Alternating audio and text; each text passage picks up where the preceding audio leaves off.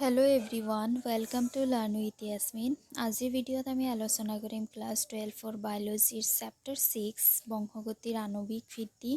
আজি আমি আলোচনা কৰিম মিচেলসন আৰু ষ্টেলৰ ডিএনএ যে অৰ্ধ সংৰক্ষিত প্ৰতিকৃতিকৰণ কৰে তাৰ প্ৰমাণ পৰীক্ষাৰ দ্বাৰা প্ৰমাণ। সো এইটো যেটো অৰ্ধ সংৰক্ষিত ধাৰণা আছিল সেই অৰ্ধ সংৰক্ষিত ডিএনএৰ ধাৰণাটোৰ কাৰণে ডিএনএৰ প্ৰতিকৃতিকৰণ হয় বুলি কোৱা হৈছিল আৰু ইয়াক প্ৰমাণ কৰা হৈছিল যেটো কলাই আছে কলাই যাক এছৰেচিয়া কলা বুলি কোৱা হয়, ইছৰেচিয়া কলি বুলি কোৱা হয় আৰু শৰ্ট ফৰ্মক ইয়াক কলাই বুলি কোৱা হয়। সো ইয়াক কলাইৰ ওপৰত প্ৰমাণ কৰা হৈছিল আৰু পিছত উচ্চতৰ জীৱ উদ্ভিদ মানৱ কোষতো এইটো প্ৰমাণ কৰি দেখুওৱা হৈছিল যে ডিএনএ অৰ্ধ সংৰক্ষিত হোৱা অৰ্ধ সংৰক্ষিতভাৱেহে ডিএনএৰ প্ৰতিকৃতিকৰণ হয়। সো প্ৰথমতে কলাইত কৰা হৈছিল আৰু লাহে লাহে যিবোৰ উচ্চতৰ জীৱ আছে আনকি মানুহৰ কোষতো এইটো প্ৰমাণ কৰি দেখুওৱা হৈছিল। এতিয়া মিচেলসন আৰু ফ্ৰেংকলিন ষ্টেলে 1958ত এই নিম্নলিখিত পৰীক্ষাসমূহ কৰিছিল এইটো দেখুৱাবলৈ যে ডিএনএ অৰ্ধ সংৰক্ষিতভাৱে প্ৰতিকৃতিকৰণ হয়। এতিয়া ইয়াতে যিবোৰ পৰীক্ষাসমূহ দেখুৱাইছে এইবোৰ পৰীক্ষাসমূহ পঢ়ি পেলাই বুজাৰ আগতে চিম্পলি আগত যেটো এক্সপেৰিমেণ্ট হয় সেইটো চাই লোৱা, তাৰপিছত ইয়াতে পঢ়ি পেলাই বুজি লোৱা। ভাল এটা স্পেচ লৈ দেখুৱাই দিছোঁ।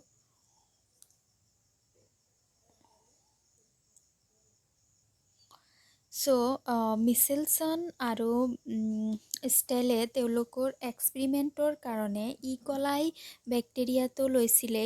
কলাইৰ লগতে তেওঁলোকে দুটা মাধ্যম ব্যৱহাৰ কৰিছিলে তেওঁলোকৰ পৰীক্ষাৰ কাৰণে আৰু মাধ্যম দুটা আছিল নাইট্ৰজেনৰ দুটা আইচটপ, এটা হৈছে নাইট্ৰজেন 14 আইচটপ আৰু এটা হৈছে নাইট্ৰজেন 15 আইচটপ। এই দুটা আইচটপ তেওঁলোকে মাধ্যম হিচাপে ব্যৱহাৰ কৰিছিল।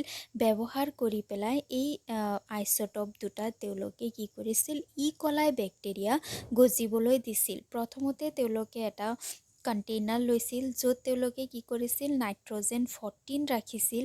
নাইট্ৰজেন 14 ৰাখি পেলাই তাতে তেওঁলোকে কলাই বেক্টেৰিয়া গজিবলৈ দিছিল। এতিয়া চোৱা এই দুটা আইচটপ যে আছে এই দুটা আইচটপৰ ভিতৰত নাইট্ৰজেন 15 আইচটপটো কি হয় গধুৰ হয় নাইট্ৰজেন 14তকৈ আৰু নাইট্ৰজেন 14টো নাইট্ৰজেন 15তকৈ পাতল আইচটপ হয়।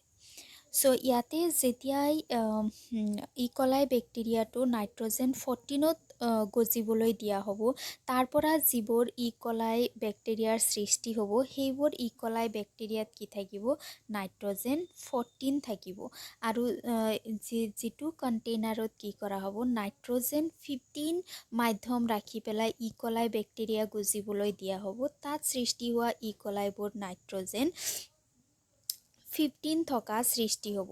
তাৰমানে ইয়াতে কি হ'ব যে এইবোৰ যিবোৰ কলাই বেক্টেৰিয়া থাকিব এইবোৰ গধুৰ থাকিব কাৰণ ইয়াতে যিটো মাধ্যম ব্যৱহাৰ হৈছে যিটো আইচটপ ব্যৱহাৰ হৈছে নাইট্ৰজেনৰ সেইটো হৈছে কি গধুৰ আইচটপ। সেইকাৰণে ইয়াৰ পৰা সৃষ্টি হোৱা কলাইবোৰো গধুৰ হোৱা দেখিবলৈ পোৱা যাব। এতিয়া এইটো যে কলাইবোৰ গধুৰ হ'বনে পাতল হ'ব সেইটো আমি কেনেকৈ গম পাম সেইটো আমি গম পাম চেন্ট্ৰিফিউগেশ্যনৰ দ্বাৰা।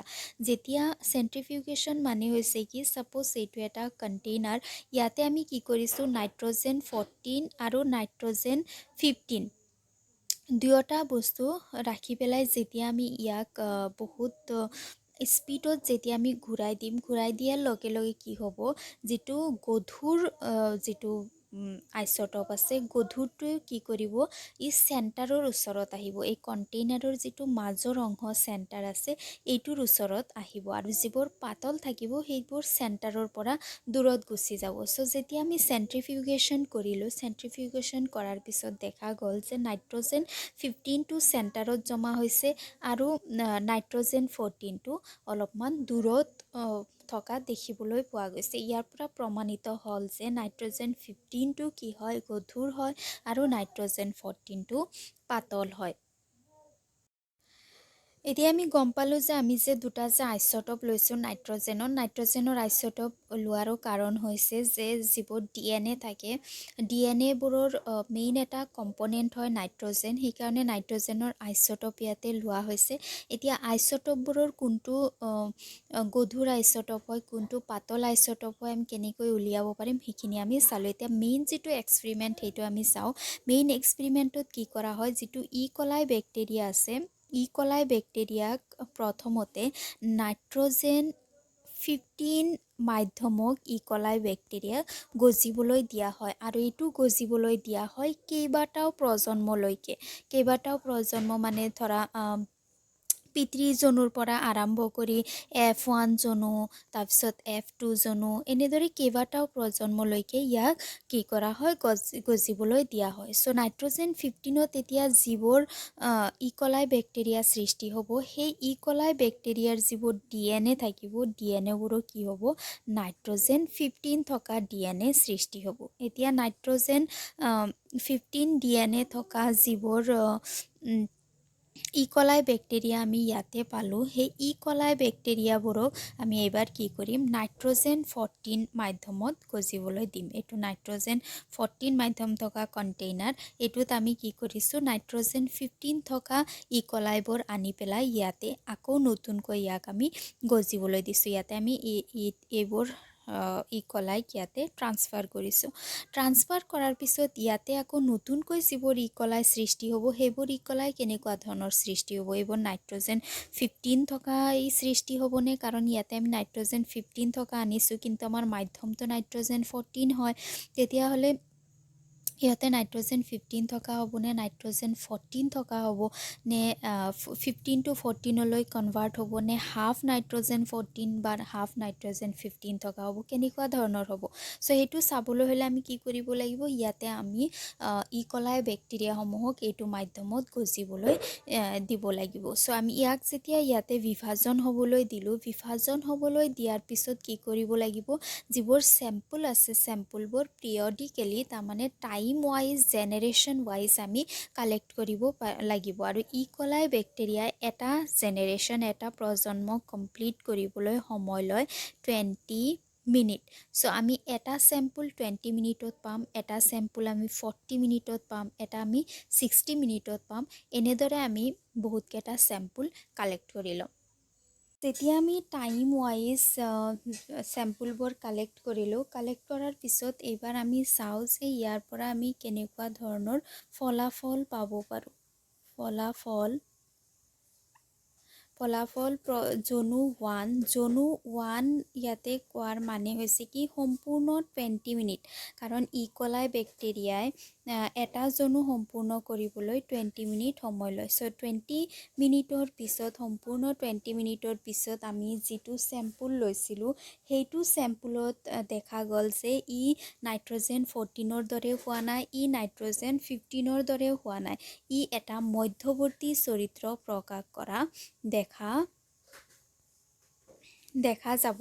তাৰমানে ইয়াত যিটো DNA সৃষ্টি হৈছে, সেইটো DNA কি হৈছে, ইয়াৰে এটা হৰপিল হৈছে নাইট্ৰজেন 14 থকা আৰু এটা হৰপিল হৈছে নাইট্ৰজেন 15 থকা।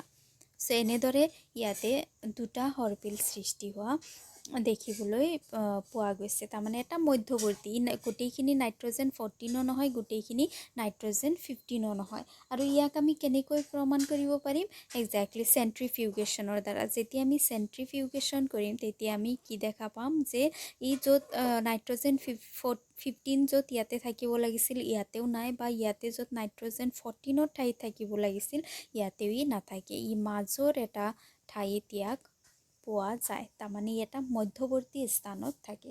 চ' এইটো হৈছে জনু 1ৰ ফলাফল। এতিয়া ছেকেণ্ড জনু, তাৰমানে আফটাৰ 40 মিনিটৰ পিছত যিটো চেম্পল লোৱা হৈছে, সেইটো চেম্পলত কি দেখা গৈছে যে 50% DNA আছে, যিটো মধ্যৱৰ্তী চৰিত্ৰ থকা হয়। এনেকুৱা নাইট্ৰজেন 15 আৰু নাইট্ৰজেন 14 দুটা হৰপিল লগ লাগি সৃষ্টি হৈছে, আৰু 50% আছে যিটো কি হৈছে নাইট্ৰজেন 14 থকা হয়। এইটো নাইট্ৰজেন 14 থকা 50% আৰু ইয়াতে 50% আছে যিটো হৈছে তোমাৰ মধ্যৱৰ্তী চৰিত্ৰ থকা আৰু ইয়াতে নাইট্ৰজেন 15টো ইয়াতে নোহোৱা হৈ গৈছে। নোহোৱা হৈ যোৱাৰো কাৰণ আছে, কেনেদৰে গৈছে ইয়াৰ পিছত আমি কনক্লুজনত চাই আছোঁ। চ' এনেকুৱা ধৰণৰ ৰিজাল্ট আমি পাম জনুটোত 50% আমি মধ্যৱৰ্তী চৰিত্ৰ থকা দেখিবলৈ পাম আৰু 50% আমি দেখিবলৈ পাম নাইট্ৰজেন 14 থকা। এতিয়া ইয়াক আমি সুন্দৰকৈ কনক্লুড কৰিব পাৰোঁ যে আমি কি কৰিছিলোঁ, প্ৰথমতে নাইট্ৰজেন 15 আইচটপ লৈছিলোঁ। নাইট্ৰজেন 15 আইচটপ লৈ পেলাই আমি ইকলাই বেক্টেৰিয়া গজিবলৈ দিছিলোঁ। য'ত যিবোৰ ইকলাই বেক্টেৰিয়া সৃষ্টি হ'ব সেইবোৰ কি হ'ব, নাইট্ৰজেন 15 থকা ইকলাই বেক্টেৰিয়া সৃষ্টি হ'ব। এতিয়া এই ইকলাই বেক্টেৰিয়াক আমি কি কৰিছিলোঁ, নাইট্ৰজেন 14 মাধ্যমত ইয়াক আকৌ গজিবলৈ দিছিলোঁ। গজিবলৈ দিয়াৰ পিছত আমি প্ৰথম যিটো প্ৰজন্ম পালোঁ, সেইটো প্ৰজন্মত কি পালোঁ, মধ্যৱৰ্তী চৰিত্ৰ দেখিবলৈ পালোঁ। দুটাই মিক্স চৰিত্ৰ, ইণ্টাৰমিডিয়েট চৰিত্ৰ আমি এটা দেখিবলৈ পালোঁ। তাৰপিছত এই মধ্যৱৰ্তী চৰিত্ৰটোৰ লগত আকৌ যেতিয়া আমি ছেকেণ্ড জনো চালোঁ, ছেকেণ্ড জনোত কি দেখা পালোঁ যে 50% মধ্যৱৰ্তী চৰিত্ৰ থকা আৰু 50% আমি দেখা পালোঁ নাইট্ৰজেন 14 থকা। চ' ইয়াৰ মানে কি যে আমি তাৰমানে যিবোৰ মধ্যৱৰ্তী চৰিত্ৰ থকা যিটো নতুনকৈ সৃষ্টিও আমি দেখিবলৈ পালোঁ, এইবোৰ কি হৈছে সংকৰ ইকলাই। এইবোৰক আমি কি ক'ম, সংকৰ ইকলাই বুলি ক'ম। য'ত নাইট্ৰজেন 14 আৰু নাইট্ৰজেন 15 দুয়োটাৰে গুণ আছে ইয়াৰ DNA, গতিকে এইটো হৈছে কি সংকৰ ইকলাই। এতিয়া এই যিটো সংকৰ ইকলাই যে সৃষ্টি হৈছে, এই সংকৰ ইকলাইটো যেনেকুৱা বহুত চাইণ্টিষ্টে কৈছিলে যে DNAৰ যিটো প্ৰতিকৃতিকৰণ হয়, সেইটো কি হয়, প্ৰতিকৃতিকৰণটো সংৰক্ষিত হয়। যদি সংৰক্ষিত হয় তেতিয়াহ'লে সংকৰ ইকলাইৰ সৃষ্টি হ'ব নোৱাৰিলেহেঁতেন। তাৰমানে সংৰক্ষিতৰ মানে কি, ই নহ'লে নাইট্ৰজেন 15ৰ দৰে হ'ব, নহ'লে নাইট্ৰজেন 14ৰ দৰে হ'ব। ই মধ্যৱৰ্তী চৰিত্ৰ প্ৰকাশ কৰিব নোৱাৰিব, কাৰণ ই পিতৃজনুৰ সৈতে একজেক্টলি একে হয়। গতিকে ইয়াত যিটো সংৰক্ষিত সূত্ৰ আছিল সেইটো কি হৈ যায়, ক্ৰছ হৈ যায়, কাটি যায়। তাৰপিছত এটা আছিল যে যিটো DNA যিবোৰ সৃষ্টি হয়, DNAবোৰ টুকুৰাত সৃষ্টি হয়।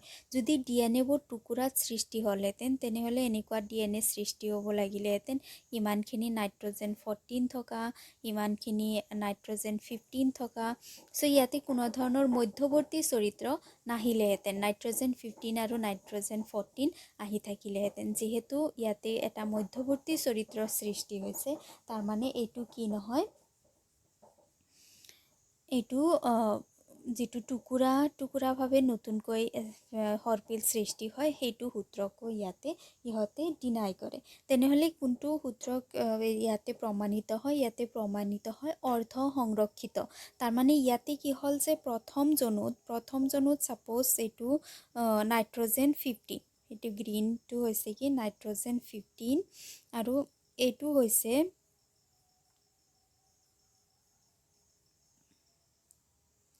নাইট্ৰজেন 14।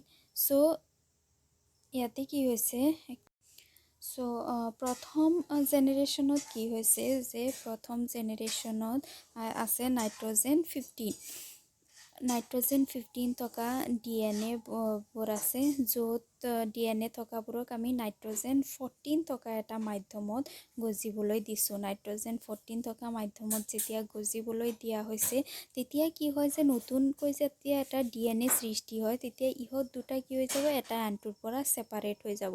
ছেপাৰেট হৈ যোৱাৰ পিছত ইয়াতে কি হৈছে, নাইট্ৰজেন 15 থকা এটা ষ্ট্ৰেণ্ড আহি পেলাই ইয়াৰ লগত লগ লাগিব পাৰিছে। লগ লগাৰ ফলত ইয়াতে মধ্যৱৰ্তী চৰিত্ৰ এটা প্ৰকাশ পোৱা দেখা গৈছে। আকৌ জেনেৰেশ্যন 2ত কি হৈছে যে এইটো নাইট্ৰজেন 14 থকা হয় আৰু এইটো হৈছে কি নাইট্ৰজেন 15 থকা। এতিয়া জেনেৰেশ্যন 2ত গৈ পেলাই এইটো হ'ব কি পেৰেণ্টেল DNA। চ' এই পেৰেণ্টেল DNAটো এটা আনটোৰ পৰা ছেপাৰেট হৈ যাব। এইটো ছাপ'জ হৈছে নাইট্ৰজেন 14 থকা আৰু এইটো সাপোজ হৈছে কি নাইট্ৰজেন 15 থকা দুটা ষ্টেণ্ড ইয়াতে সৃষ্টি হৈছে। চ' ইয়াতে আহি পেলাই ইয়াতে আকৌ কি হ'ব পাৰে, ইয়াতে 15 ইণ্টাৰমিডিয়েট এটা আহি পেলাই ইয়াতে লগ লাগিব পাৰে, ইয়াতে আহি পেলাই এটা ইণ্টাৰমিডিয়েট লগ লাগিব পাৰে। গতিকে ইয়াতে গৈ পেলাই নাইট্ৰজেন 14 যিটো আছে সেইটো নাইট্ৰজেন 15 যিটো আছে সেইটো গৈ পেলাই ইয়াতে নোহোৱা হৈ যায়। তো এইবাৰ চোৱা, এইবাৰ ভালকৈ বুজি পাবা।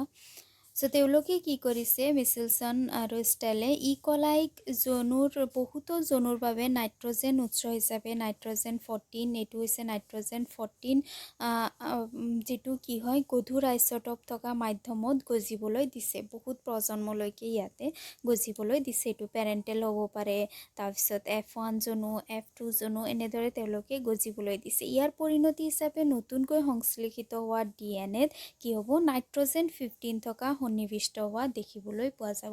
গতিকে এইটো যিটো জনু আছে ইয়াতে যিবোৰ ইকলাই সৃষ্টি হ'ব, সেইবোৰ ইকলাইৰ যিটো DNA থাকিব, DNAত কি থাকিব, নাইট্ৰজেন 15 থাকিব, কাৰণ আমাৰ মাধ্যম হৈছে কি ইয়াতে কেৱল নাইট্ৰজেন 15। এতিয়া চিজিয়াম ক্লৰাইডৰ ডেন্সিটি চেন্ট্ৰিফিউগেশ্যনৰ সহায়তে গধুৰ DNA অণুটো আন স্বাভাৱিক DNAৰ পৰা চিনাক্ত কৰিব পাৰিছিল।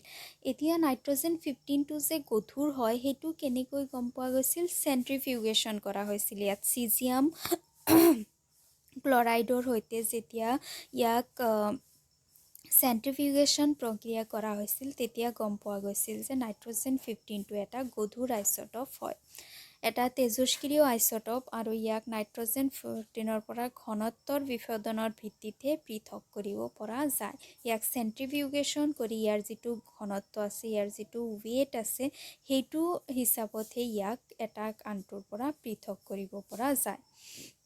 বুজি পাইছা? ফাৰ্ষ্ট যিটো পইণ্ট আছে সেইটো পইণ্টত কি কৰা হৈছে যে নাইট্ৰজেন 15 মাধ্যমত ইকলাই গজিবলৈ দিয়া হৈছে। গতিকে এইটো ইকলাইৰ যিমান DNA আছে DNAবোৰ N15 থকা DNA হয়।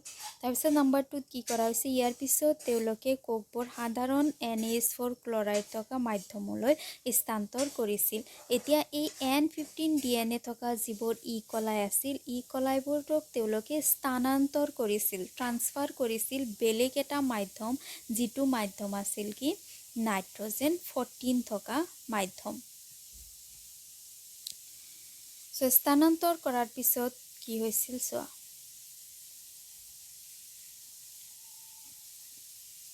বিভাজন হোৱা সময়ত আৰু বিভিন্ন ধৰণে সৃষ্টি হোৱাৰ ব্যৱধানত নমুনা লৈছিল আৰু DNA নিষ্কাশন কৰাইছিল, যিবোৰ দ্বিশৃংখল কুণ্ডলী হিচাপে ৰৈ গৈছিল।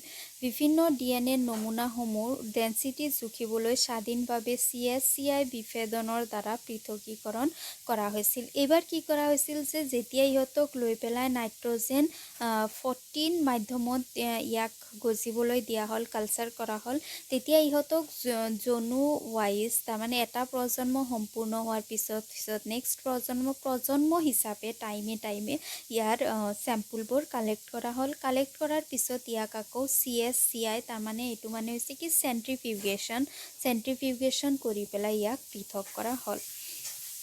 চেন্ট্ৰিফিউগেশ্যন ফ'ৰ্চ কি আৰু ই কেনেদৰে, চেন্ট্ৰিফিউগেশ্যন কি তোমালোকে জানা। চেন্ট্ৰিফিউগেশ্যন মানে হৈছে কি, ছাপ'জ এইটো এটা কণ্টেইনাৰ, এইটো কণ্টেইনাৰত যদি তুমি এটা মিক্সাৰ দি দিয়া, মিক্সাৰ দি পেলাই যদি জোৰে ঘূৰাই দিয়া, তেতিয়াহ'লে যিবোৰ গধুৰ আছে সেইবোৰ চেণ্টাৰৰ ওচৰত থাকিব আৰু পাতলবোৰ চেণ্টাৰৰ পৰা দূৰত থাকিব। সেইটো হৈছে চেন্ট্ৰিফিউগেশ্যন।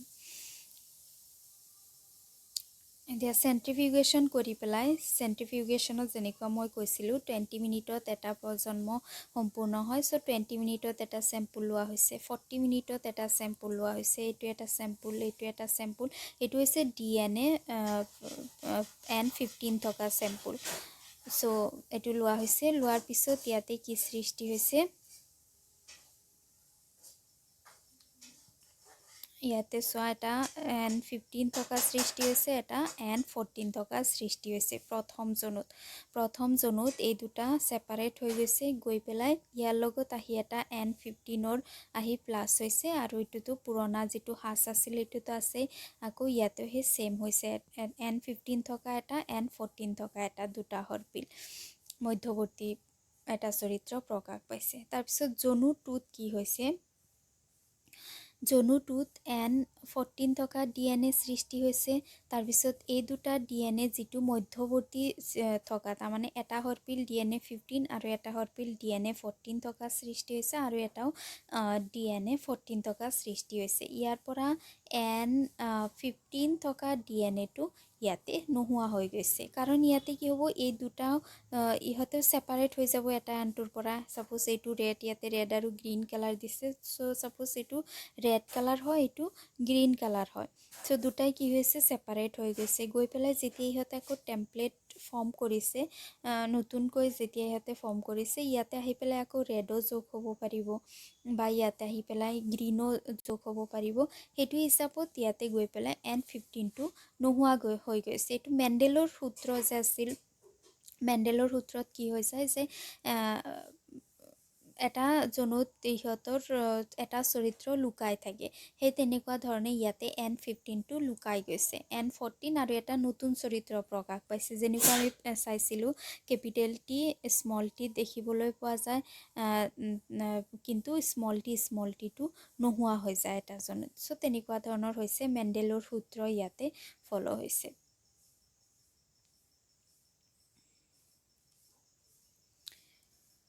চ' এই নতুনকৈ যিবোৰ সৃষ্টি হৈছে সেইবোৰক শংকৰ বুলি কোৱা হৈছে। সেইটো শংকৰ বুলি কোৱা হৈছে, লঘু শংকৰ।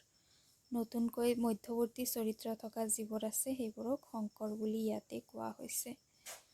এতিয়া থাৰ্ড কি কৰিছে, N15ৰ পৰা N14লৈ স্থানান্তৰ কৰাৰ পিছত এটা জনুৰ বাবে কৰা কৰ্ষণৰ বাবে 20 মিনিট ইকলাই বিভাজিত হৈ নিষ্কাশিত DNAত এক শংকৰ নাইবা মধ্যৱৰ্তী ডেন্সিটি আছিল। পৰৱৰ্তী জনুৰ পিছত 40 মিনিটৰ পিছত দ্বিতীয় জনুৰ কৰ্ষণত DNAৰ সমান সংখ্যক শংকৰ DNA আৰু লঘু DNA, লঘু মানে কি লাইট DNA যিটো পাতল আছিল, N14 থকা DNA সংঘটিত হৈছিল। এইটো পইণ্টত কি কৈছে যে প্ৰথম যিটো জেনেৰেশ্যন আছিল সেইটোত আমি কি দেখা পালোঁ, শংকৰ DNA সৃষ্টি হোৱা দেখা পালোঁ, য'ত দুটাৰে চৰিত্ৰ আছে। আৰু আমি নেক্সট জনুত কি দেখিবলৈ পালোঁ, নেক্সট জনুৰ যিটো N14 আছিল, লঘু DNA, তাৰমানে লাইট পাতল DNA যিটো আছিল N14, সেইটো 50% পালোঁ আৰু 50% শংকৰ দেখিবলৈ পালোঁ। যদি ইকলাইক 80 মিনিটৰ বাবে বৃদ্ধি হ'বলৈ দিয়া হয়, তেনেহ'লে লঘু শংকৰ ডেন্সিটিৰ অণুৰ অনুপাত কি হ'ব? এইটো এটা কুৱেশ্যন কৰিছে, এইটো এক্সপেৰিমেণ্ট কৰিলে এনচাৰ কৰিব পাৰিবা।